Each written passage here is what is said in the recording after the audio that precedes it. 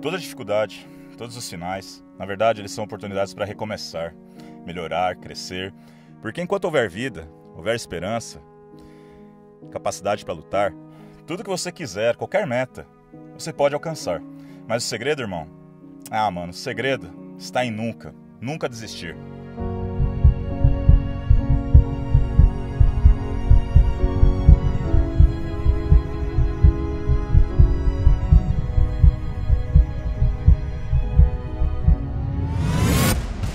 Dia 14 de fevereiro de 2014, eu sofri um acidente de trânsito gravíssimo. Sobrevivi por um milagre.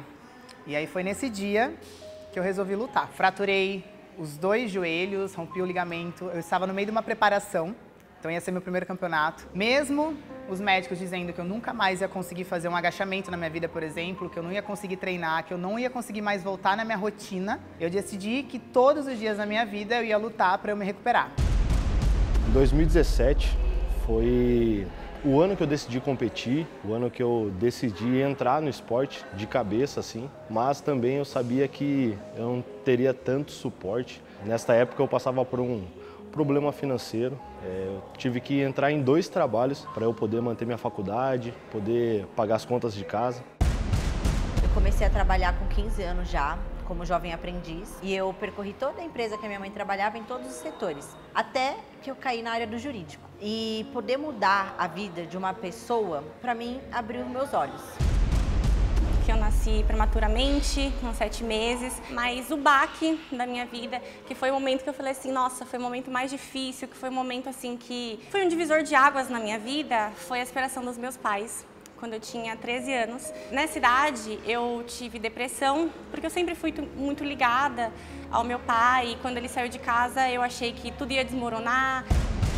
Quando eu conheci o bodybuilding, quando eu comecei no bodybuilding, eu já sabia que ia ser uma luta constante. Uma luta contra mim, contra a fome, contra o cansaço, contra as minhas dúvidas, os meus desejos. Mas por algum motivo eu imaginava que, principalmente quando eu ganhasse meu Procard, conforme as coisas fossem caminhando, as coisas iam ficar mais fáceis. Mas não foi. Bom, eu acho que o divisor de águas na minha vida foi quando eu perdi o meu irmão, há 10 anos atrás. Ele era meu irmão mais velho, tinha síndrome de Down e isso fazia com que ele se tornasse uma pessoa mais especial ainda, porque era uma pessoa muito apegada a todo mundo, muito carinhosa, uma pessoa mais afetiva do que o normal. No começo da adolescência, né, eu tive um problema com minha família. Eu fiquei sem conversar com os meus pais, meus pais não, né, meu pai especificamente, praticamente dos 14 até os 18 anos, né. Aos 12 anos eu escolhi lutar. Desde muito criança eu já tinha um propósito na minha vida. Eu não era forte, eu não era melhor. Fiz uma cirurgia no rosto, uma reconstrução facial, uma cirurgia de 7 horas. Fiquei 6 meses acamada, com uma gaiola na face. Depois de 6 meses eu tirei essa gaiola e passei 1 ano fazendo reabilitação, com fisioterapia. E com o meu trabalho, eu usei o meu conhecimento, mas com a ajuda dos médicos e fisioterapeutas, e consegui me recuperar. E as pessoas falam muito sobre ter medo, né? Do que você tem medo na vida. Nessa época, eu tinha medo de perder outras pessoas. Por exemplo, perder minha mãe. Que não é a ordem natural da vida, né? Uma mãe enterrar o filho. A ordem natural da vida é um filho enterrar os pais, né? E foi o divisor de águas porque eu me transformei de modo geral. Eu era uma pessoa extremamente mimada. Eu não tinha noção de como era o mundo do lado de fora, vamos dizer assim, da vida. Foi um período onde eu tinha que decidir se eu ia continuar sendo uma adolescente mimada ou se eu ia me transformar e dar a força que minha mãe precisava. E aí, o meu pai foi no meu quarto e falou assim, filha, você não é obrigada a passar de primeira. Passei 2 meses trancada em casa, trancada. Passei com 8,5. Com 8,5. E hoje eu tenho aqui a minha carteira da ordem. Nesse momento só morava eu e os meus irmãos. E os meus irmãos eram, tinha 16, 15, 16 anos. Então eu que tomava conta da casa, pagava as contas. Então eu tive que entrar em 2 trabalhos para poder suprir as contas, pagar as contas e para eu poder tentar entrar no esporte.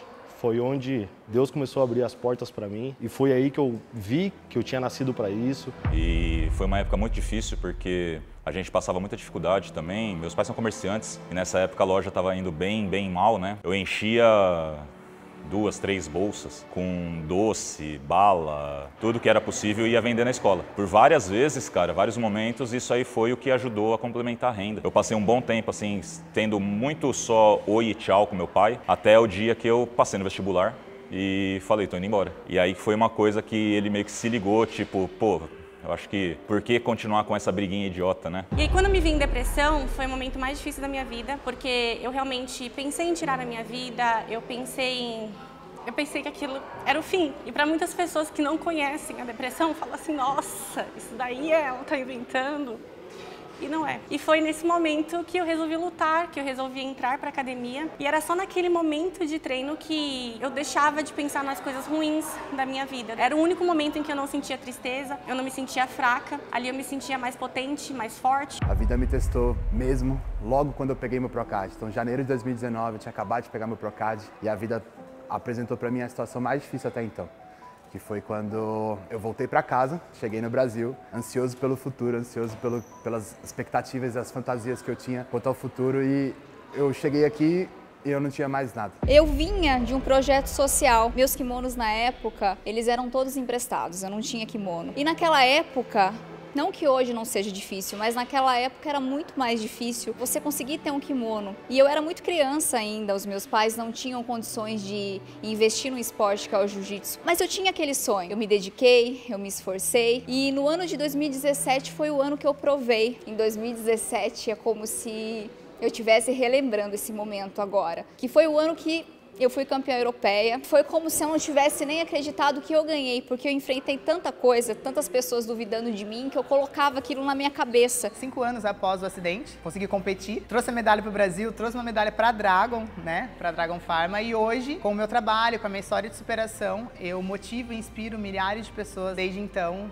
falei, não, eu vou lutar todos os dias. Trabalhando em 2 trabalhos, dormia entre 4 a 5 horas por dia, final do dia sempre cozinhando no outro dia ter as marmitas. E não era aquela alimentação que eu sonhava, né? É o básico do básico, mas graças a Deus deu certo, né? Essa escolha. Quando eu decidi que realmente queria fazer isso, Deus abriu as portas e deu mais que certo isso. Fiz de tudo para passar na faculdade, que era o sonho do meu pai. E eu não podia desistir do esporte, porque eu fazia o dinheiro do esporte para pagar a faculdade. Eu me cobrei porque meu pai é advogado. E o meu pai passou de primeira na prova. Então eu me sentia a decepção da minha família e olhava pra mim e falava, pô, não sou capaz não.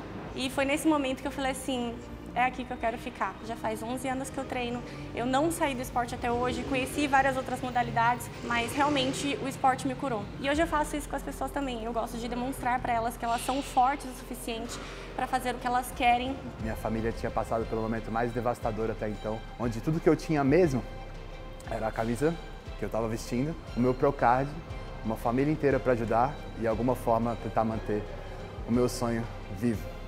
E foi nesse momento que eu escolhi lutar. Eu comecei a enxergar a vida de outra forma, eu comecei a valorizar minha família, eu comecei a entender aquela coisa de não deixar para depois, sabe? De dizer as coisas, de valorizar o momento.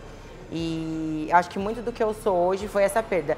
Não que isso seja algo positivo, porque não foi. Mas se eu não tivesse passado por isso, se eu não tivesse passado por essa dificuldade, vamos dizer assim, eu não teria me tornado quem eu sou hoje. A força que eu tenho, a forma mais simples de enxergar a vida, eu falo que sou uma pessoa muito prática, muito simples. Eu acho que tudo isso eu devo a essa perda. Eu tento fazer as coisas da forma mais simples possível, do jeito mais transparente, do jeito mais prático, do jeito mais sincero. E todas as vezes que eu tô fazendo alguma coisa que eu tô meio indecisa no que eu tô fazendo, eu penso assim, como meu irmão agiria? Porque eu não sei quantas pessoas que estão escutando conhecem alguém com síndrome de Down, mas eles são seres humanos fora da curva. São anjos na terra, literalmente, com um amor assim que transcende qualquer coisa. Eu já tinha minhas desconfianças, mas acabei confirmando há pouco tempo, né? Apesar do que todo mundo acha, né? O coach expert Dragon Pharma, né? O pessoal acha que eu sou, né, super assim, né? Eu tenho uma grande dificuldade de aprendizado e realmente eu descobri agora, depois de velho, que eu tenho transtorno de déficit de atenção, né? E provavelmente um espectro Asperger, né? Que é um dos graus do autismo. Eu nunca conversei isso com ninguém. Se você tem vergonha por alguma coisa, não